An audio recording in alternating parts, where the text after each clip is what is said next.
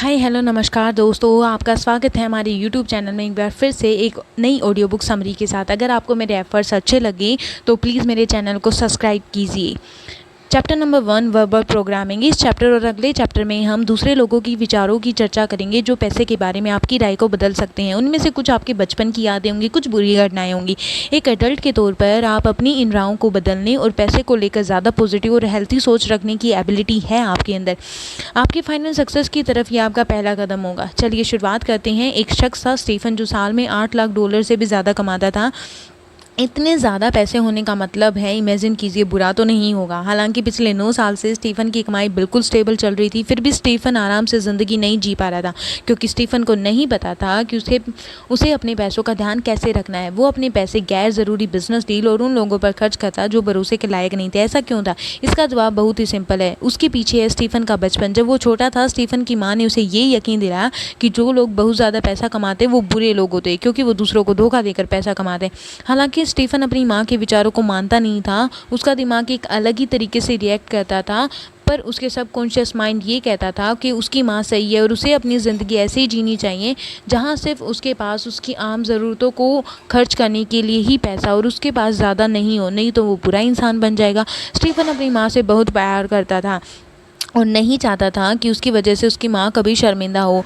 क्या आपको लगता है कि वो क्या करता था? जी हाँ, वो अपनी एक्स्ट्रा कमाई से पीछा छुड़वाता था ताकि उसे कम पैसे बचे और वो एक अच्छा इंसान कहलाए। पर स्टीफन जब मिलियनर माइंड कॉन्फ्रेंस में गया तो उसने जाना कि वैसी सोच रखना गलत है, क्योंकि उसकी माँ की दिमाग में गलत बात बसी हुई थी और ज़रूरी नहीं है कि उसे भी अपनी माँ के जैसा ही सोचना चाहिए। स्टीफन के सेमिनार से बहुत मदद मिली। उसके बाद उसने अपनी माँ को खुश करने के लिए उनकी हवाई शहर जाने की इच्छा को पूरा किया और उसे अपनी कमाए हुए पैसों से 6 महीने के लिए वहाँ भेज दिया। अब स्टीफन की माँ को समझ आ गया कि पैसे से कितनी अच्छी चीज़ें खरीदी जा सकती हैं और उन्हें अपने दरिया दिली बेटे पर गर्व हुआ। आखिर में स्टीफन ने अपने नेगेटिव विचारों को छोड़कर एक सक्सेसफुल बिजनेसमैन बन गया। चलिए फ्रेंड्स, अपनी कहानी में थोड़ा और आगे बढ़ते हैं। हमारा इन्फ्लुएंस नंबर 2, स्पेसिफिक इंसिडेंट। कुछ घटनाएं घटने के बाद हमेशा के लिए हमारे दिमाग में बैठ जाता है और पूरी दुनिया आपको ऐसी दिखती है जैसे आप पर इन घटनाओं का असर हुआ है। आपकी जो भी सोच है उसमें से ज़्यादातर का सच्चाई से कोई लेना देना ही नहीं होता और आपके बड़े हो जाने के बाद ऐसी सोच का बुरा नतीजा निकल कर आता है। एग्ज़ाम्पल के लिए, आपका प्री नर्सरी स्कूल में पहला दिन है और आप दोस्त बनाना चाहते हैं, पर सब आप पर हंसते हैं क्योंकि आपको बात करने में बहुत शर्म आती है और बाद में जाकर आप ऐसे बन जाते हैं जिसे दोस्ती करने में परेशानी होती है, क्योंकि बचपन की उस घटना के एक्सपीरियंस के बाद आप दोस्ती करने में शर्म से जोड़ देते हैं। और कुछ और भी एग्जाम्पल हैं जिससे यही बात साबित होती है। इसे बेहतर समझने के लिए आइए जोशो की कहानी जानते हैं। जोशो एक नर्स है जो डॉक्टर्स को ऑपरेशन करने में मदद करती है और बहुत पैसे कमाती है, पर दुख की बात तो ये है कि उसके हाथ में पैसे आते ही नहीं है। तब तक उसकी सारी कमाई खर्च हो चुकी होती है। मिलियनर माइंड सेमिनार का शुक्रिया जो जोशो को ये समझ आ गया कि उसके पैसे ख़त्म कैसे हो जाती हैं। जोशो को अपनी फैमिली के साथ एक रेस्टोरेंट की ट्रिप याद आ जाती है, जहाँ वही थी जहाँ उसके माता पिता के बीच फिर से पैसे को लेकर खाने की टेबल पर लड़ाई हो गई। और अगले ही पल जोशो को ये याद आ गया कि वो था उसके पिताजी के चेहरे का बदलता रंग और वो कुछ भी नहीं कर पाई थी। उसके बाद उसके पिताजी वही ज़मीन पर बेहोश होकर गिर पड़े। जोशो अपने पिताजी को बचाना चाहती थी, पर वो तब एक छोटी बच्ची थी। पर दुख की बात तो ये थी कि उसके पिता हार्ट अटैक के कारण गुजर गए और जोशो का दिल टूट गया। और इस वाक़े के बाद जोशो ने मानना शुरू कर दिया कि पैसा ही दुख का कारण होता है।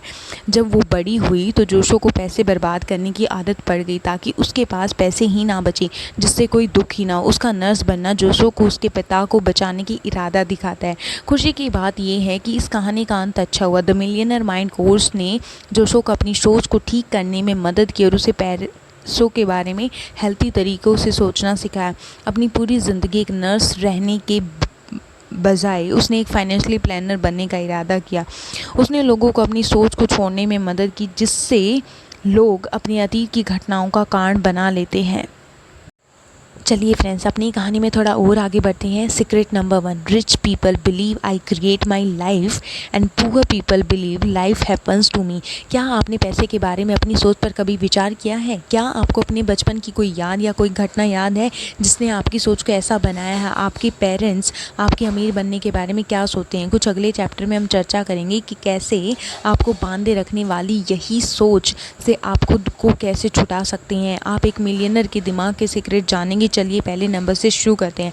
अमीर लोग सब काम अपने हाथ में लेते हैं और गरीब सोचता है कि उनकी तकदीर उनके लिए काम करेगी। आप आसमान से पैसे बरसने का इंतज़ार नहीं कर सकते, क्योंकि ऐसा होता ही नहीं है। अमीर बनने का तरीका जो सच है वो है कुछ ऐसा करना जिससे पैसे बनते हो और उसे पाना। याद रखिए, कुछ लोग कुछ नहीं करते हैं और वो कुछ भी नहीं पाते हैं। अगर आप पैसे को कंट्रोल नहीं कर सकते और दूसरी चीज़ों को खुद पर कंट्रोल करने देते हैं तो आप कभी भी अमीर नहीं बन सकते। आपको ये यकीन करना है कि आप खुद से अपनी तकदीर बना सकते हैं। ज़रा सोचिए उन करोड़ों लोगों के बारे में जो सालों से इंतज़ार कर रहे हैं कि कोई करिश्मा हो जाए, जबकि कुछ लोग ऐसे भी होते हैं जो अपना बिजनेस खुद बनाते हैं या फिर पैसे कमाने का दूसरा ज़रिया ढूंढते हैं। मेहनत करने वाले लोग अमीर बन जाते हैं, जबकि अंधविश्वासी लोग इंतज़ार ही करते रह जाते हैं। कई बार ऐसा भी होता है कि आप शुरुआत करते हैं और बहुत सारे चैलेंज आते हैं और आप हार मानकर बैठ जाते हैं। इसका कारण भी कोई पुरानी घटना या सोच ही रहती है। कुछ एग्जाम्पल दिए गए हैं जो मिलियनर माइंड के पीछे का सीक्रेट बताते हैं। यह है अपनी लाइफ की जिम्मेदारी अपने हाथों में लेना। क्या आपको भविष्यवाणी पढ़ना अच्छा लगता है? कुछ को ऐसा करने में बड़ा मज़ा आता है और कुछ भविष्यवाणी में विश्वास करते हैं। कुछ लोग अपनी भविष्यवाणी से पढ़कर हंस देते हैं और फिर अपने काम पर चले जाते हैं, जबकि कुछ परेशान हो जाते हैं अगर उसमें लिखा हो आज का लक ख़राब है या फिर आपका सारा साल ख़राब होने वाला है, पैसे की कमी या दुखी का कोई भी समाचार आएगा। ऐसे लोग कुछ नहीं करते क्योंकि उन्हें लगता है कि अगर भविष्यवाणी में कह रखा है तो वो कि कुछ बुरा होने वाला है तो वो कर ही क्या सकते हैं। वह लोग जो सिर्फ मज़े के लिए भविष्यवाणी पढ़ते हैं वो अपनी कोशिशों से अमीर बनने की हैसियत रखते हैं, जबकि नेगेटिव भविष्यवाणी के कारण जो लोग कुछ नहीं करते वो गरीब ही रह जाते हैं, क्योंकि वो अपनी ज़िंदगी को किस्मत के हाथों छोड़ देते हैं। यहाँ एक दूसरा एग्जाम्पल है। कुछ लोगों को लॉटरी का भूत सवार होता है। कुछ लोग लॉटरी के पीछे भागते रहते हैं। कुछ लोग अपनी आधी से ज़्यादा कमाई को खर्च कर देते हैं और यह सोचकर कि एक कागज़ की लॉटरी को खरोचने पर उन्हें खजाना मिल जाएगा। और वो कुछ ऐसे भी लोग हैं जो सिर्फ मज़े के लिए लॉटरी खरीदते हैं ताकि उन्हें कुछ ना कुछ पैसे मिल जाए। आपको क्या लगता है इनमें से कौन अमीर बनेगा? जाहिर सी बात है कि वो ही लोग अमीर बन सकते हैं जो अपनी सारी कमाई लॉटरी पर खर्च न करके अपने पैसों को बिजनेस जैसे ज़रूरी कामों में लगाते हैं, ये सोचने की बजाय कि एक दिन में वो करोड़ों रुपए जीत लेंगे और उनका सपना पूरा होगा। सीक्रेट नंबर 2, अमीर लोग बड़ा सोचते हैं और गरीब लोग छोटा सोचते हैं। जितनी बड़ी ज़रूरत है उतना ही बड़ा काम, यही है दूसरा सीक्रेट। अगर आप बड़ी कमाई करना चाहते हैं तो आपको बड़े सपने देखने आने चाहिए और बड़ा काम करना चाहिए। ध्यान दीजिए कि आपको जो पैसे मिलते हैं वो सिर्फ आपके सामान या सर्विस के लिए नहीं, बल्कि जितने नंबर और अमाउंट आप देते हैं उसके लिए भी होता है। जो लोग वाकई में अमीर हैं वो अपने क्लाइंट, पार्टनर और कंपनी को अपने बिजनेस से जोड़ते हैं, क्योंकि इसी तरीके से उनका इनकम बढ़ता है। और जो लोग कमाई करते हैं वो अपने सर्कल में ही रहते हैं या फिर उन लोगों के साथ ही रहते हैं जिनके साथ वो कंफर्टेबल है या वो कम स्ट्रेस लाते हैं शायद। हाँ, पर क्या यह ज़्यादा सक्सेस देता है? नहीं। बड़ी सोच रखने में सक्सेस का मतलब होता है पैसा, और तभी आता है जब देने के लिए ज़्यादा हो। इमेजिन कीजिए आप एक होटल का मालिक बनना और एक होटल का नेटवर्क होना। कौन सा बिज़नेस आपके लिए प्रॉफिटेबल लाएगा? शायद दोनों, पर कौन सा बिज़नेस आपके लिए ज़्यादा प्रॉफिटेबल लाएगा? यकीनन होटल का नेटवर्क। आइए थोड़ी बातें करते हैं बिज़नेस जगत की। एग्जांपल के लिए स्पोर्ट्स कोचिंग। कुछ कोच एक दिन में एक आध क्लाइंट के साथ काम करते हैं और कुछ दिन में 10 लोगों को ट्रेनिंग देना पसंद करते हैं, और कुछ ऐसे भी हैं जो वर्कआउट ग्रुप को ही लीड करते हैं। इनमें से कौन सा कोच है जो अमीर बनने के लिए ज़्यादा करीब है? जाहिर सी बात है कि जो सबसे ज़्यादा क्लाइंट को ट्रेन करता है। राइटिंग के लिए भी तो यही बात लागू होती है। अगर आप दूसरों से ज़्यादा क्वालिटी काम देते हैं तो आपको ज़्यादा पैसे मिलते हैं। बेर चुनने वाला बिजनेस भी ज़्यादा प्रॉफिट देता है अगर वह ज़्यादा बेर उगा सकते हैं। कुछ लोग ये विश्वास ही नहीं कर पाते कि वो ज़्यादा पैसे कमा सकते हैं। वो जितना उनके पास है उतने में ही रहते हैं। वो ज़्यादा कमाना ही नहीं चाहते और इसलिए वो गरीब ही रह जाते हैं। इसलिए अपनी सोच को बड़ा रखना चाहिए। अब आती है बात हमारी सीक्रेट नंबर 3 की। अमीर लोग अपॉर्चुनिटीज़ पर फोकस करते हैं, बल्कि गरीब लोग बाधाओं पर फोकस करते हैं। जिन लोगों की इनकम ज़्यादा होती है उनके रिस्क लेने की संभावना संभावना भी ज़्यादा होती है, जिसके कारण उन्हें अंत में अच्छी चॉइस मिल जाती हैं।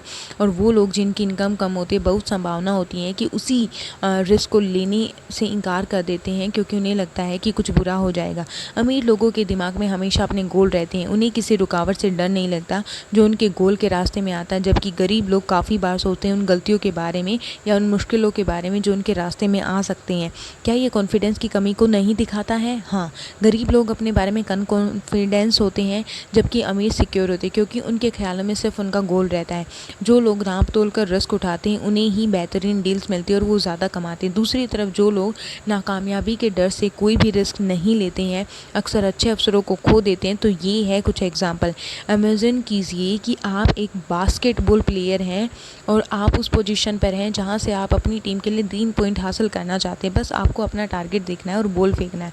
आपके चेहरे से पसीना टपक रहा है, आपका दिल ज़ोर ज़ोर से धड़क रहा है। आप नेट की तरफ देखकर सोच रहे हैं कि आपका बॉल ब्लॉक हो जाएगा या नहीं। आप सोच रहे हैं कि क्या होगा अगर आपने बॉल मिस कर दी, तो सारा टाइम आप हिचकिचाते रहे और कहीं दूसरी टीम को बोनस पॉइंट ना मिल जाए।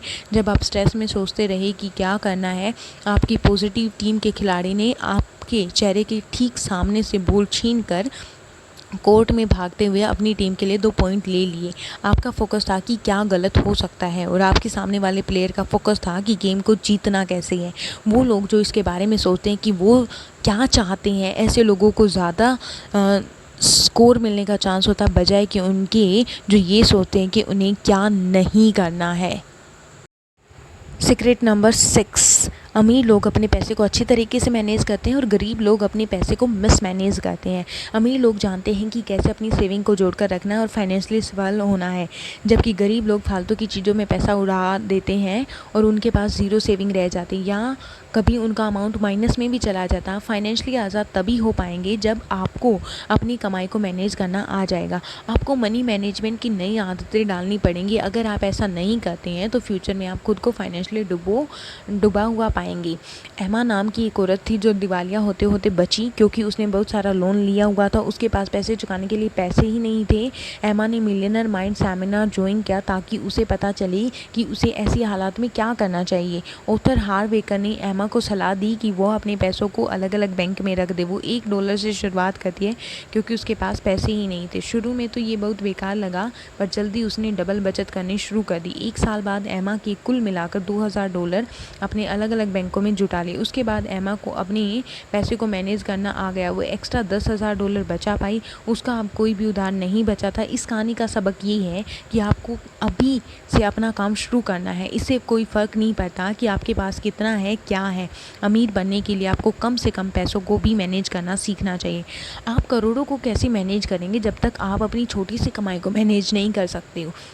इस बदलाव की शुरुआत आज से ही करें। आप जल्दी से ही अपने फाइनेंशियली सक्सेस को पा लेंगे। कंक्लूज़न, इस बुक से आपने सीखा कि आपके पैसे के बारे में जो भी राय बनी हुई है उसके लिए कौन कौन सी बातें जिम्मेदार हैं। आपने ये भी जाना कि आपकी राय कभी भी बदली जा सकती है। दूसरे लोग और एक बार घटी घटनाओं के कारण पैसे के लिए आपके विचारों को नेगेटिव न बनने दें।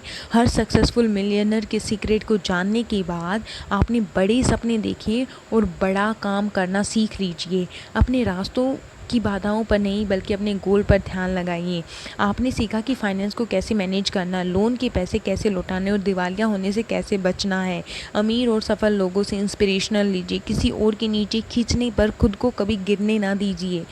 सबसे ज़रूरी बात, आपने अमीर और गरीब के बीच के अंतर को समझा। आपने जाना कि सक्सेस आपके हाथों में। आप खुद ही अपनी तकदीर हैं। आप खुद ही अपनी तकदीर लिखने के काबिल हैं। दूसरे लोगों को और अपने हालातों को अपना फ्यूचर बनाने ना दें।